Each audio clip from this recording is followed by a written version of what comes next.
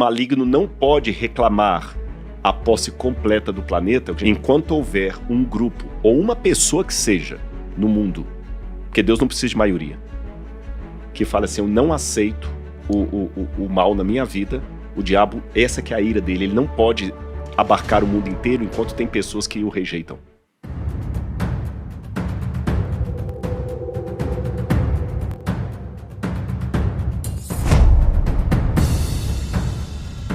Já parte uma primeira dúvida, né? Deus está aqui e Deus está quase que se vangloriando ou de alguma forma vantagem, enaltecendo, né? Assim, o servo dele, que era Jó, dizendo assim: ó, em toda a terra não tem ninguém como Jó. Ele é um ser humano íntegro, ele é justo e ele ama e teme a Deus e ele se desvia do mal. Então Deus puxou o assunto. Começa aqui já um negócio muito estranho. Por que Deus vai puxar o assunto?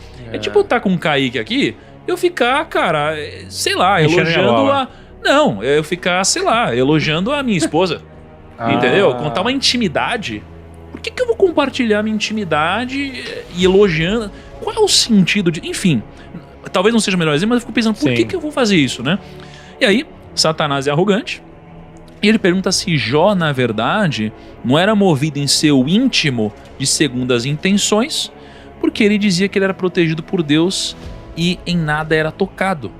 Então, olha só, aí Satanás se questiona: mas peraí, mas será que esse cara que é super fiel a você, teme a Deus, será que esse cara não é assim? Porque no final das contas ele tem segundas intenções, porque ele é abençoado por você, então é lógico que ele vai te tratar blindado, bem. Né? Porque você tratar bem Deus, você ganha dinheiro, não sei o que lá. Então é quase como chegar eu e você aqui e você me tratar bem porque, sei lá, eu pago o seu salário, por exemplo. Tipo, é claro que tem um interesse envolvido. Então, Satanás, né, ele é um enganador, ele é bom nisso. Né? E aí ele coloca essa sementinha, tá? E aí, né, Satanás afronta a Deus, né? Estende a tua mão e fere tudo que ele tem. E com certeza ele te amaldiçoará e blasfemará diante da tua face. Então, Satanás vem e faz uma prova para Deus. Fala: Deus, se esse cara é tudo isso mesmo, então, cara, deixa eu ferir esse cara. Esse cara ele vai te abandonar, vai parar de temer você, tá? E diante disso, o Senhor Deus reagiu: concedo-te poder para destruir tudo que ele possui, apenas não estende a tua mão contra a pessoa dele. Então, vamos finalizar esse diálogo e vou passar para o Rodrigo. Então a gente viu aqui o seguinte: teve um encontro, Deus e Satanás. Deus falou assim: meu servo Jó é incrível, olha como ele é do bem, como ele é positivo. Aí Satanás veio e falou: é fácil ele ser um cara positivo, você abençoa tudo que ele faz. Aí Satanás falou: então deixa eu tocar nele para ver se ele é realmente esse cara. Aí Deus falou: então faz o que você quiser, só não machuca ele, só não toca na pessoa dele, né? Então começou daqui. É aí que eu já acho errado. Você acha errado aqui? Porque eu acho que Deus não deveria ter... puxado assim, esse papo, né? Não, eu falo assim, cara... Aí o problema é seu, se você não acredita, se você acha que é segundo as intenções, o problema é seu. Eu tô falando aqui que o cara é um devoto aqui, ele é um cara bom e acabou, fim de papo. Não precisa nem discutir. Tipo, eu sou Deus, eu não ia discutir com o cara que tá ali. Mas fazendo, entendeu? É aí que é o negócio, né? Às vezes a gente tenta entender esse mundo sem ter todas as informações, a gente não consegue entender a complexidade do mundo. Então, no final das contas, se a gente não tivesse a noção do todo, a gente não faria o que aconteceu para nos trazer a moral da história que a gente vai colher no final dela, né? Então, assim, é como se Deus ele pode ver o passado, o presente, o futuro. Então, no final das contas, quando a gente fala do futuro, ele está no passado. O eterno é diferente na concepção dele. Então, tudo tem um sentido, mas, Rodrigo, qual que é o sentido disso? Porque realmente, como que eu vou deixar tocar em alguém que eu amo, cara? Não, e olha que interessante, eu tô gostando de ver a sinceridade da problemática que vocês estão levantando aqui. E porque a Bíblia realmente é confusa quando você lê assim à primeira vista. E se houver algum ateu, agnóstico, alguém que não gosta da Bíblia lendo, tá vendo isso? Mas agora eu quero ver o que esse teólogo aí vai fazer para salvar esse livro tão ridículo. Antes de entrar propriamente dito na problemática, que eu vou até piorar a problemática que você colocou com base na indagação deles aqui, eu coloco assim, realmente, se olhando assim, parece um livro ridículo. Agora, um livro ridículo que transformou tantas vidas, que é o maior best-seller do mundo, que tem mais de 7 bilhões de exemplares vendidos de 1826 para cá. Você tá entendendo? Que nenhum país obrigou a leitura da Bíblia, Mao Tse Tung obrigou que toda a China lesse o manifesto lá, né, não o manifesto comunista, o livro da Revolução Cultural Chinesa, o livro vermelho. Então, lá na China, todo mundo era obrigado a ler o livro vermelho. Nunca, nem a Igreja Católica, quando teve no apogeu na Idade Média, obrigou os fiéis a lerem Bíblia. Nunca nenhum país obrigou a ler Bíblia, não existe isso. E é o livro mais lido do mundo. Então é estranho, como é que um livro aparentemente tão ridículo faz tanto estrago?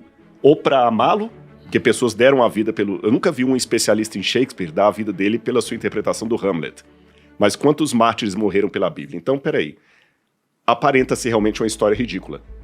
Mas se essa história muda tanta gente, eu vou dar pelo menos um beneplácito da dúvida. Se chegar um cara aqui falando uma coisa de economia, que parece um absurdo por tudo que vocês imaginam, ou de investimento, mas o cara tá ficando trilionário, você fala assim, peraí, eu vou trazer o cara e quero saber o que ele faz. Né? Então vamos fazer isso com a Bíblia.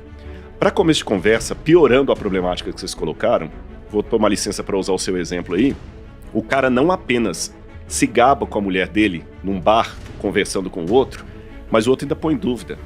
Sua mulher não é fiel a você, não. Ela não te bota chifre porque você dá dinheiro para ela.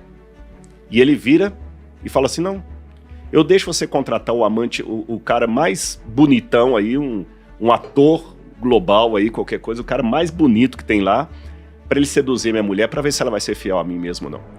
Seria ridículo o cara fazer um negócio desse. Então pra que correr pra esse que correr risco, esse né? risco Ainda mais se ainda? fosse Deus, né? Eu tô piorando o que vocês colocaram. E pior ainda, se eu posso piorar ainda esse quadro, coitado do Jó. Parece que... Lembra daquele filme antigo, acho que era com o Ed Murphy, Trocando as Bolas? Que eram dois empresários que apostavam se o camarada da periferia podia mudar de vida, porque ele tava lá no topo, e o do topo caía. Eles ferraram com a vida do CEO lá, e trouxeram o cara pra cima, ferraram com a vida dos dois, e depois a aposta dos caras era de $1. Poxa, será que é isso que nós somos? Uma aposta entre o capricho de um Deus com o diabo? Vamos por etapas, então, para resolver isso. Quando você leu, num dia em que os filhos de Deus vieram apresentar-se perante o Senhor, veio também Satanás entre eles. Quando a gente lê isso aqui em hebraico, eu já começo a ver alguma coisa interessante. Primeiro, a palavra veio também. Normalmente, em hebraico, você usa uma partícula chamada vav conjuntivo, para colocar coisas juntas. Você está entendendo? Por exemplo, se eu falo o homem e o cavalo, raish, versus, o homem e o cavalo. Pronto, tranquilo. Os homens e os cavalos. Raishim, rashushim. Pronto. Aqui não está esse vav, está gam, que eles traduziram por também.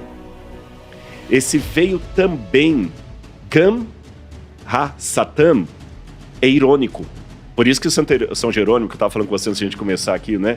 Ele, quando foi traduzir Jó, ele falou que Jó era como se fosse um campo enlamaçado, porque você escorregava na tradução, tinha que tomar muito cuidado, porque tinha muita ironia na tradução. Esse veio também é uma coisa irônica, era aquele cara que não era para estar ali. Sabe, imagina assim, já que muita gente que acompanha aí o PrimoCast são pessoas que gostam de investimento, de empresa, de linguagem empresarial, então vou dar esse exemplo. Você teve um sócio que ferrou você na empresa, quebrou você, colocou o seu nome sujo na praça, você caiu, quebrou. Depois que você, com muita dificuldade, reergueu tudo e vai reinaugurar a sua empresa, a sua vida, o sujeito aparece lá no meio dos convidados no coquetel de inauguração. Aí você comenta comigo, eu pergunto, aí, como é que foi lá, Tiago? Foi todo mundo, fulano. Você acredita que o ciclano também estava lá? É irônico, sim. Não era para estar. Então, o primeiro ponto da frase é isso. O diabo foi ao céu, mas não era para ele estar lá. Aí eu já vou deixar uma pergunta em suspense. Se não era para ele estar lá, por que ele estava? Por que Deus não impediu? Segura essa pergunta. A segunda coisa de uma atenção é que ele é chamado de Satam. A palavra Satam, em hebraico, aqui está com uma letra maiúscula na minha Bíblia, mas isso é um erro de tradução. Por quê? É lógico, haverá momentos em que o dito cujo, o carcará sanguinolento, como eles falam, será chamado de Satanás, como apelido. Mas, originalmente, a palavra Satam significa advogado de acusação, um promotor. E como é que eu sei que aqui está como advogado de acusação e não como nome próprio? Porque em hebraico você não usa artigo antes de nome próprio. Você entendeu? Eu não posso falar assim, o Rodrigo. Isso funciona em português, em hebraico não. Você não usa o Rodrigo, é Rodrigo. E é óbvio, né? Porque Já o nome próprio não precisa de colocar artigo. Então, como no hebraico está no artigo gam, ha, Satã, veio também o Satanás. Então, gramaticalmente, ali não está falando de um apelido, de um título, de um nome, mas de uma função. Ele chegou como advogado de acusação. Acusando quem de quê? Agora, olha que interessante. Aqui no Ocidente, no século XXI, se alguém apronta com você, você vai contratar um advogado para te defender. Não é assim que funcionava o direito do Antigo Oriente Médio da época do Bronze, quando eu situo Jó. Sabe como é que funcionava? Não tinha o papel do advogado como profissional do direito. Isso é uma coisa que vai vir dos tempos greco-romanos. Como é que funcionava? Vamos supor que o meu sócio roubou de mim e eu tenho uma demanda contra ele. Eu vou até o ancião da cidade e falo o seguinte: olha, o fulano de tal, ele pegou várias vacas, não me pagou, me deixou no prejuízo. Se o ancião da cidade vir lastro jurídico no que eu estou reivindicando, ele vai chamar o sujeito e o ancião vai me nomear Satã. Olha que curioso. O Satã, o advogado de acusação, é a própria pessoa que se sente lesada. Não é um profissional que você contrata, mas é você mesmo que diante do juiz acusa o outro. Você recebe o título de Satã. E quem faz o papel de advogado de defesa é o próprio juiz, que ele vai falar assim: não, o fulano realmente ele está te devendo 10 vacas, ele vai te pagar por 10 vacas, não por 20 vacas, tá certo? Ou não, ele é inocente. O juiz é o advogado de defesa e o advogado de acusação é a própria pessoa lesada. Então, se Satanás apareceu ali no céu, onde ele não deveria estar, como advogado de acusação, então quem que é o acusado? A resposta a essa pergunta vem no diálogo cabuloso entre Deus e ele. Deus pergunta assim: de onde vens? Mia e Tavô. De onde você vem? Que é uma ironia. Cadê sua credencial? Quem te convidou para estar aqui? Com que autoridade você está aqui? E a resposta que ele dá de rodear e passear pela terra, de perambular, um dia desse estava até conversando com um amigo meu que é hebraísta, ele falou: eu acho que esse perambular é que o diabo estava realmente à toa. Eu tenho uma visão um pouquinho diferente. No livro do Gênesis, você tem uma frase análoga quando diz que Deus passeava pelo jardim na viração do dia. Tanto é que algumas traduções da Bíblia trazem assim: de rodear a terra e passear por ela. Não perambular, passear por ela. Deus também passeava pelo jardim quando Adão e Eva comeram do fruto proibido. Passear. Davi passeava pelo seu palácio à noite quando ele viu Betseba tomando banho e foi lá e pegou a mulher do cara. O que significa esse passear? Não é um passear porque você vai à Disney. Significa um tipo de caminhada que você dá no seu território para ver se tudo está bem, de acordo com a sua vontade, se não há rebelião, se não há movimento para te tirar do poder. Então, se o cara fala a resposta dele de rodear a Terra e passear por ela, ele está respondendo como dono do planeta Terra. Nossa. A linguagem de Jó é muito jurídica, muito técnica. E é interessante você falar sobre esse dono da terra, porque uma passagem completamente diferente, mas aí no Novo Testamento, né, quando você vê Jesus conversando com o diabo, exatamente, e o diabo diz que poderia dar tudo para Jesus, Jesus não questiona a autoridade dele em poder ou não entregar tudo. E quando você fala agora que ele estava rodeando como o dono da terra, no final das contas você vê que existe esse arco. Exatamente. E no outro momento Jesus também fala assim: vem aí o príncipe desse mundo. E outra passagem: o mundo jaz no maligno. E no Apocalipse, quando tem o juízo final, fala assim: o mundo se tornou do nosso Senhor e do seu Cristo. Agora, não sei se está ficando clara a concatenação que estou fazendo. Agora, vamos fazer uma pergunta aqui que eu não respondi. Quem deu a terra para Satanás e com que autoridade ele foi ao céu e ainda foi como advogado de acusação? E quem que é o acusado? Vocês sabem que, em termos jurídicos, há demandas que não são morais, porém elas são legais.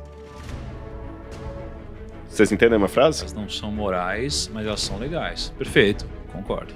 Às vezes eu vou lá, engano você, pego a sua assinatura na procuração. Moral tá errado, mas legalmente tá certo. Mas legalmente tá certo. O juiz fala assim: olha, cara, ele te passou a perna.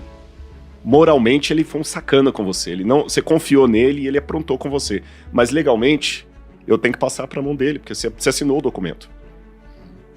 O diabo não tinha motivos morais para estar no céu. mas ele tinha motivos legais.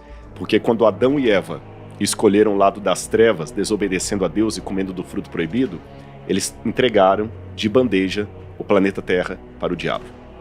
E a única maneira do planeta Terra, juridicamente falando, ser recuperado das mãos do diabo é se alguém sofresse a morte eterna.